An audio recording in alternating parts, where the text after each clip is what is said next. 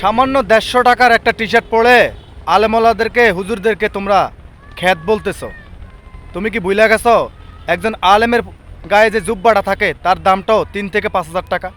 তার মাথায় যে একটা টুপি থাকে সেই টুপিটার দামও 500 থেকে 600 টাকা। তার পকেটে যে একটা আতর থাকে সেই আতরটার দামও 600 থেকে 700 টাকা। আগে তাদের হুজুরদের লেভেলে আসো, বুঝছো ভাইয়া? তারপর তাদেরকে খ্যাত বইলো। আরে খ্যাত তো তুমি, কারণ তুমি তো সুশিক্ষা শিক্ষিত হইতে পারো না, এই জন্যই তো তুমি আলেমালাদেরকে নিয়ে কটাক্কা করো, আলেমাদের পিছনে সমালোচনা করো। কারণ তোমার সুশিক্ষায় শিক্ষিত হইতে পারো না বিদায় কিন্তু তুমি আজ এইসব ধরনের সমালোচনা করতে পারো। আরে তুমি জন্ম হওয়ার পরেই কিন্তু আলেমালাই আজান দিছে। আবার তোমার ঘরে যদি ভালো একটা কোনো অনুষ্ঠান হয় আলেমালাদেরকে নিয়ে তুমি মিলাদ পড়াও, দোয়া চাও। আবার তাদেরকে শেষ বিদায়ের সময় তারাই তোমার জানাজা নামাজটা পড়ায়, তারাই তোমাকে মাটির ঘরে শোয়ায়। আবার তাদেরকে নিয়ে সমালোচনা করো। হায় রে হতভাগা মানুষ।